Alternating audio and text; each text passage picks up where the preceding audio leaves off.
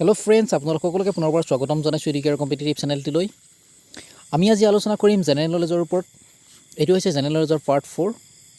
এই ভিডিঅ'টিত টাৰ্গেট 1 লাখ অসম চৰকাৰৰ যি 1 লাখ চাকৰি, সেই 1 লাখ চাকৰিৰ বাবে উপযোগী হোৱাকৈ কিছুমান গুৰুত্বপূৰ্ণ প্ৰশ্ন ইয়াত ডিছকাছ কৰা হৈছে। আশা কৰিছোঁ আপোনালোকে এই ভিডিঅ'টি ভাল পাব। যদি আপোনালোকে এই ভিডিঅ'টি ভাল পায় তেতিয়াহ'লে লাইক, শ্বেয়াৰ আৰু ছাবস্ক্ৰাইব কৰিব, লগতে কাষতে থকা বেল আইকনটি দবাই দিব।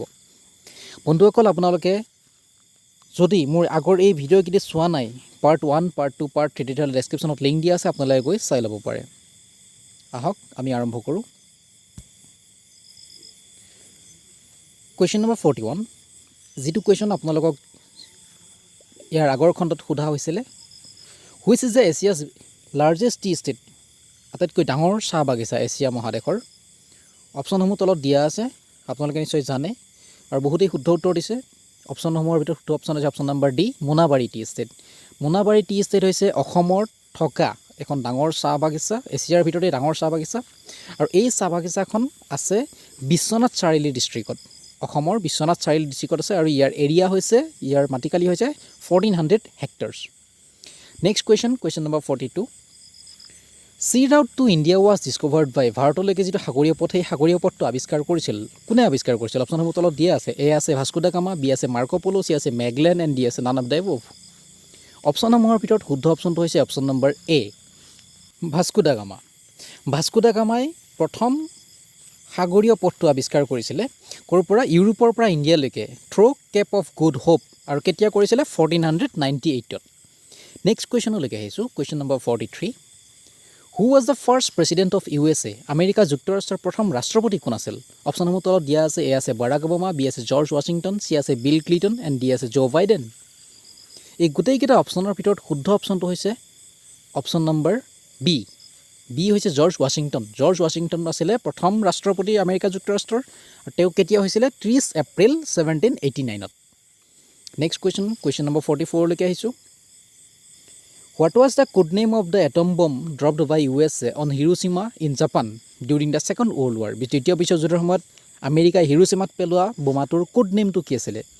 অপশ্যনসমূহ তলত দিয়া আছে। এ আছে স্পুটনিক 2, বি আছে ফেটমেন, চি আছে বক্সকাৰ, এণ্ড ডি আছে লিটিল বয়।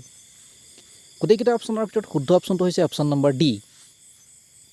অপশ্যন নম্বৰ ডি দি আছে লিটিল বয়, আৰু লিটিল বয়টোক 6 তাৰিখে, আগষ্টৰ 6 তাৰিখে 1945 চনত ড্ৰপ কৰা হৈছিলে বা পেলোৱা হৈছিলে। নেক্সট আছে ফেটমেন। ফেটমেনটো পেলোৱা হৈছিলে নাগাচাকিৰ ওপৰত 9 আগষ্টত 1945 চনত, মনত ৰাখিব। Next question 45, which bill is passed in Rajya Sabha to bring a law that punishes those who attack health workers or doctors? অপশ্যনসমূহ তলত দিয়া আছে, আপোনালোকে চাই ল'ব। কোনবিলাক ৰাজ্যসভাত এখন বিল পাছ কৰা হৈছিলে হেল্থ ৱৰ্কাৰ্ছ আৰু ডক্টৰ্ছবিলাকক এটেক কৰাৰ শাস্তি হিচাপে? তো এই বিলখন কি বিল হয়? অপশ্যনসমূহ ভিতৰত দিয়া আছে, চব 2020 আছে, মাত্ৰ ডি নাম্বাৰ আছে 2019। ডি নাম্বাৰটো আমি কেঞ্চেল কৰি দিলে এই তিনিওটাৰ ভিতৰত শুদ্ধ অপশ্যনটো হ'ব option number B, national commission for allied and health care profession bill 2020। আৰু এইটো হৈছে যদি কোনোবাই ডক্টৰ বা নাৰ্ছ বা হেল্থ ৱৰ্কাৰ্ছক কি কৰে? এটেক কৰে, তেতিয়াহ'লে তেওঁলোকক ৰাজ্যসভাই যিটো বিল পাছ কৰিছিল সেই বিল মতে তেওঁলোকক শাস্তি বিহা হ'ব 5 বছৰ জেইল। নেক্সট আহিছোঁ কুৱেশ্যন নম্বৰ 46লৈকে। The brightest star in our solar system is, আমাৰ সৌৰজগতৰ আটাইতকৈ উজ্জ্বল তৰাটো কি? অপশ্যনসমূহ তলত দিয়া আছে। এ আছে চিৰিয়াছ, বি আছে ৰিজেল, চি আছে ভেজা, এণ্ড ডি আছে বেটেল জিউছ। গোটেইকেইটা অপশ্যনৰ ভিতৰত শুদ্ধ অপশ্যনটো হৈছে অপশ্যন নম্বৰ এ, চিৰিয়াছ। আৰু এইটো হৈছে সৌৰজগতৰ ভিতৰত থকা আটাইতকৈ উজ্জ্বল তৰা, যাক আমি brightest star of our solar system বুলি কওঁ, সেইটো হৈছে চিৰিয়াছ। নেক্সট কুৱেশ্যন নম্বৰ 47লৈকে আহিছোঁ। The state animal of Arunachal Pradesh is, Arunachal প্ৰদেশৰ ৰাজ্যিক জন্তু কি? অপশ্যন এ আছে ওৱান হৰ্ণ ৰাইন'চৰ্ছ, বি আছে স্ন' লিওপাৰ্ড, চি আছে মিথুন, ডি আছে wild buffalo. Option number A দিছে ওৱান হৰ্ণ ৰাইন'চৰ্ছ, সেইটো নহয়, সেইটো অসমৰ ৰাজ্যিক জন্তু। বি স্ন' লিওপাৰ্ড, সেইটোও নহয়। চি আছে মিথুন অৰুণাচল প্ৰদেশ আৰু লগতে নাগালেণ্ডৰ কি হয়? ষ্টেট এনিমেল হয়। আৰু মিথুনক কি বুলি কয়? গায়ল বুলিও কয়। Mithun or gayal is the state animal of Arunachal Pradesh and Nagaland. Next কুৱেশ্যনলৈকে আহিছোঁ, question number 48, first finance minister of independent India was ভাৰতৰ প্ৰথম বিত্তমন্ত্ৰী কোন আছিলে স্বাধীন ভাৰতৰ অপশ্যনসমূহ তলত দিয়া আছে এ আছে ৰাজেন্দ্ৰ প্ৰসাদ বি আছে R K Shanmugam Chetty B আছে চি আছে doctor B R Ambedkar and D আছে মোৰাৰজী দেশাই অপশ্যনসমূহৰ ভিতৰত শুদ্ধ অপশ্যনটো হৈছে option number B R K Shanmugam Chetty R K Shanmugam Chetty হৈছে ভাৰতৰ প্ৰথম বিত্তমন্ত্ৰী ফাইনেন্স মিনিষ্টাৰ নেক্সট আহিছোঁ কুৱেশ্যন নম্বৰ 49লৈকে first Rajya Sabha M P to become the prime minister of the India আমাৰ ভাৰতৰ প্ৰথম প্ৰধানমন্ত্ৰী হৈছিলে ক'ৰ পৰা ৰাজ্যসভাৰ পৰা অপশ্যনসমূহ তলত দিয়া আছে এইচ ডি দেৱগৌড়া বি আছে মনমোহন সিং চি আছে ইন্দিৰা গান্ধী এণ্ড ডি আছে ইন্দিৰা কুমাৰ গুজৰাল গোটেইকেইজনে ভাৰতৰ প্ৰধানমন্ত্ৰী আছিলে কিন্তু তাৰ ভিতৰত অপশ্যন নম্বৰ চি চাব আপোনালোকে অপশ্যন নম্বৰ চি দি আছে Indira Gandhi lady prime minister ভাৰতৰ তৃতীয়গৰাকী প্ৰধানমন্ত্ৰী আৰু তেওঁ আছিলে ৰাজ্যসভাৰ পৰা তেওঁ ক'ৰ পৰা আছিলে তেওঁ আছিলে ৰাজ্যসভাৰ এম পি হিচাপে প্ৰথম প্ৰাইম মিনিষ্টাৰ কোনে পাইছিলে ইন্দিৰা গান্ধীয়ে পাইছিলে মনত ৰাখিব তেওঁ আছিলে জৱাহৰলাল নেহৰুৰ জীয়েক নেক্সট আহিছোঁ কুৱেশ্যন নম্বৰ 50লৈকে what is the name of the satellite launched by the India in 17/1/2020 17/1/2020 উৎক্ষেপণ কৰা ভাৰতীয় উপগ্ৰহটোৰ নাম কি এ আছে GSAT-30 বি আছে চন্দ্ৰয়ান 2 চি আছে GSAT-20 এণ্ড ডি আছে আৰ্যভট্ট গোটেইকেইটা অপশ্যনৰ ভিতৰত শুদ্ধ অপশ্যনটো হৈছে অপশ্যন নম্বৰ এ দিয়া আছে GSAT-30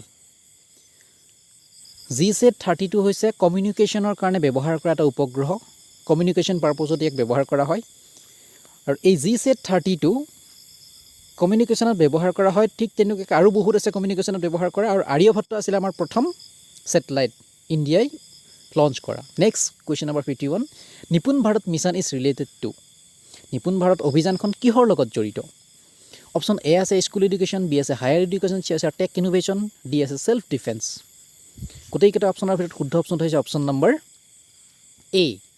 এ হৈছে স্কুল এডুকেশ্যন প্ৰাথমিক শিক্ষাৰ লগত নিপুণ ভাৰত মিছন বা নিপুণ ভাৰত অভিযানখন জড়িত next question number 52 what is the new ideal weight for adult Indian men as per National Institute of Nutrition ৰাষ্ট্ৰীয় পৌষ্টিক অনুষ্ঠানৰ মতে এজন ভাৰতীয় পুৰুষৰ কাৰণে নতুন আদৰ্শগত ওজন কিমান অপশ্যন এ আছে 75 কেজি বি আছে 65 কেজি চি আছে 85 কেজি এণ্ড ডি আছে 90 কেজি অপশ্যনসমূহৰ ভিতৰত শুদ্ধ অপশ্যন কোনটো হ'ব শুদ্ধ অপশ্যন হৈছে অপশ্যন নম্বৰ বি 65 কেজি এজন আদৰ্শগত পুৰুষৰ ওজন কিমান হ'ব লাগে ৰাষ্ট্ৰীয় পৌষ্টিক অনুষ্ঠানৰ মতে 65 কেজি হ'ব লাগে নেক্সট আহিছোঁ কুৱেশ্যন নম্বৰ 53লৈকে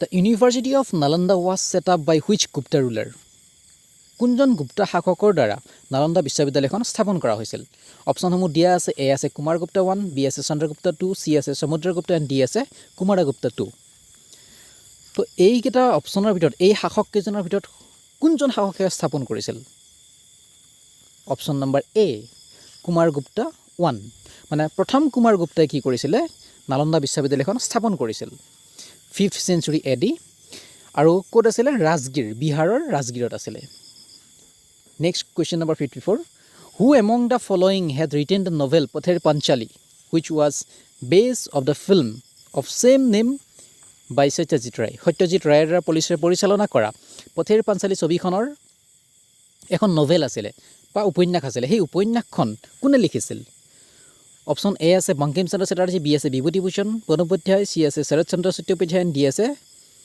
শম্ভুনাথ পণ্ডিত শুদ্ধ উত্তৰটো হৈছে বি হৈছে বিভূতিভূষণ বন্দ্যোপাধ্যায়ে লিখা যিখন পথেৰ পাঞ্চালী উপন্যাস সেই উপন্যাসখনৰ আধাৰতেই পথেৰ পাঞ্চালী ছবিখন নিৰ্মাণ কৰা হৈছিলে আৰু এই ছবিখন সত্যজিৎ ৰায়ে পৰিচালনা কৰিছিল আৰু লগতে national award for best feature film হিচাপে 1955 চনত ৰিলিজ হোৱা এই ছবিখনে পুৰস্কাৰ পাইছিল next question number 55 which Indian personality has been named as the state icon of Punjab by Election Commission of India ভাৰতীয় নিৰ্বাচন আয়োগে কোনজন ভাৰতীয় ব্যক্তিক পঞ্জাবৰ ৰাজ্যিক প্ৰতীক হিচাপে নামকৰণ কৰে অপশ্যনসমূহ দিয়া আছে বিৰাট কোহলি বি সোনু সুদ চি আছে সুশান্ত সিং ৰাজপুত এণ্ড ডি আছে ৰণবীৰ সিং শুদ্ধ উত্তৰটো হৈছে সোনু সুদ আপোনালোকে জানে এজন বলিউড অভিনেতা সোনু সুদক কি কৰিছে ইলেকশ্যন কমিশ্যন অফ ইণ্ডিয়াই পাঞ্জাবৰ আইকন হিচাপে কি কৰিছে নামাকৰণ কৰিছে তেওঁ কিহৰ কাৰণে তেওঁ মাইগ্ৰেণ্ট লেবাৰবিলাকক কোভিড-19 পেণ্ডেমিকৰ সময়ত সহায় কৰিছিল নেক্সট আহিছোঁ কুৱেশ্যন নম্বৰ 56 লৈকে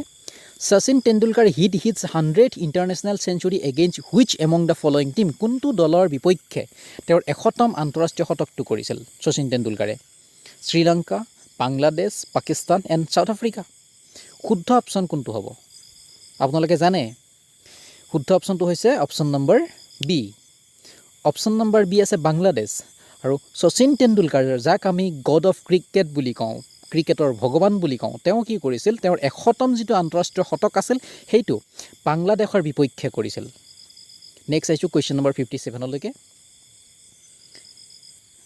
When was the first World Cup football held? প্ৰথম বিশ্বকাপ ফুটবল কেতিয়া অনুষ্ঠিত হৈছিল ফুটবল অনুৰাগীসকলে নিশ্চয় জানে অপশ্যন এ আছে 1904 অপশ্যন বি আছে 1906 অপশ্যন চি আছে 1912 এণ্ড অপশ্যন ডি আছে 1930 শুদ্ধ অপশ্যনটো আছে 1930 1930 চনত প্ৰথম বিশ্বকাপ ফুটবল অনুষ্ঠিত কৰা হৈছিল আৰু ক'ত কৰা হৈছিলে ইন উৰুগুৱে 1930 চনত প্ৰথম বিশ্বকাপ ফুটবল উৰুগুৱেত অনুষ্ঠিত কৰা হৈছিলে 13 জুলাইৰ পৰা 30 জুলাইলৈকে 13 জুলাইৰ পৰা 30 জুলাইলৈকে 1930 চনত প্ৰথম বিশ্বকাপ অনুষ্ঠিত কৰা হৈছিলে ফুটবলৰ question number 58 Where the next Asian Games will be held? পৰৱৰ্তী এছিয়ান খেল ক'ত অনুষ্ঠিত হ'ব এ আছে ছিংগাপুৰ বি সিউল চি আছে কলম্বো ডি আছে হাংজাও শুদ্ধ অপশ্যন কোনটো হ'ব শুদ্ধ অপশ্যনটো হৈছে ডি আছে হাংজাও আৰু এইটো ক'ত আছে চাইনাত আছে চাইনাৰ এখন চহৰ আৰু কেতিয়াৰ পৰা কেতিয়ালৈকে অনুষ্ঠিত হ'ব 10ৰ পৰা 25 তাৰিখ ছেপ্টেম্বৰৰ 10ৰ পৰা 25 তাৰিখ 2022ত অনুষ্ঠিত হ'ব চাইনাৰ হাংজাওত এতিয়া কথাটো হ'ল কি ফাৰ্ষ্ট এছিয়ান গেমছ প্ৰথম এছিয়ান গেমছখন বা প্ৰথম এছিয়ান খেল ক'ত অনুষ্ঠিত হৈছিলে ইণ্ডিয়াত হৈছিলে কেতিয়া হৈছিলে 1951ত next question number 59 How many national Olympic committees are recognized by International Olympic Committee? কিমানখন ৰাষ্ট্ৰীয় কমিটিক ইণ্টাৰনেশ্যনেল অলিম্পিক কমিটিয়ে ৰেকগনাইজ কৰিছে বা স্বীকৃতি প্ৰদান কৰিছে অপশ্যন এ আছে 105 বি 195 চি আছে 205 এণ্ড ডি আছে 182 শুদ্ধ অপশ্যন কোনটো হ'ব আপোনালোকে টিভিত দেখি আছে নিউজত শুদ্ধ অপশ্যন হৈছে option number C option number C D আছে 205 যদিও আমাৰ দেশত 195 কাণ্ট্ৰিজ আছে কিন্তু ৰাষ্ট্ৰীয় অলিম্পিক কমিটি কিমানখন আছে 205খন আছে মনত ৰাখিব এই কনফিউজটো মই আপোনালোকক দূৰ কৰি দিম নেক্সট আছে কুৱেশ্যন নম্বৰ 60 লৈকে How many rings are present in the symbol of the Olympic Games?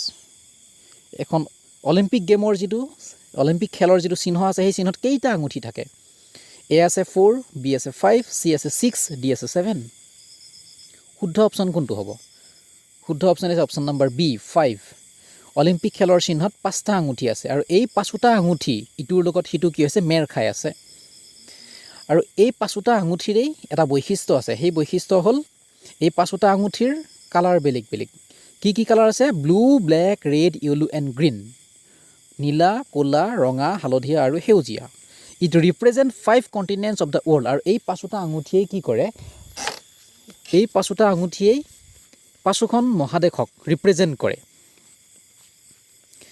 আপোনালোকে ছবিত নিশ্চয় দেখিছে এই 5টা আঙুঠিয়ে কি কৰিছে 5খন দেশক ৰিপ্ৰেজেণ্ট কৰিছে আৰু লগতে এই 5টা আঙুঠিৰেই কালাৰ বা ৰং কি হয় বেলেগ বেলেগ হয় নেক্সট আহিছোঁ কুৱেশ্যন নম্বৰ 61 লৈকে কুৱেশ্যন নম্বৰ 61 দিয়া আছে who is known as the Napoleon of India ভাৰতৰ নেপোলিয়ন বুলি কাক জনা যায় তো এই উত্তৰটো আপোনালোকে মোক কমেণ্ট বক্সত বা ৰিপ্লাই কৰি জনাই দিয়ক তেতিয়ালৈকে আপোনালোকে চাই থাকিব এই 61 নম্বৰ কুৱেশ্যনটো আপোনালোকৰ মাজতে এৰি দিছোঁ আপোনালোকে কমেণ্ট কৰি জনাওক তেতিয়ালৈকে চাই থাকিব মোৰ এই ভিডিঅ'বিলাক আৰু যদি আপোনালোকে এই ভিডিঅ'টো ভাল পাইছে তেতিয়া লাইক শ্বেয়াৰ আৰু ছাবস্ক্ৰাইব কৰিব লগতে কাষতে থকা বেল আইকনটো দবাই দিব আৰু আপোনালোকৰ বন্ধুবৰ্গৰ সৈতে শ্বেয়াৰ কৰিব থেংক ইউ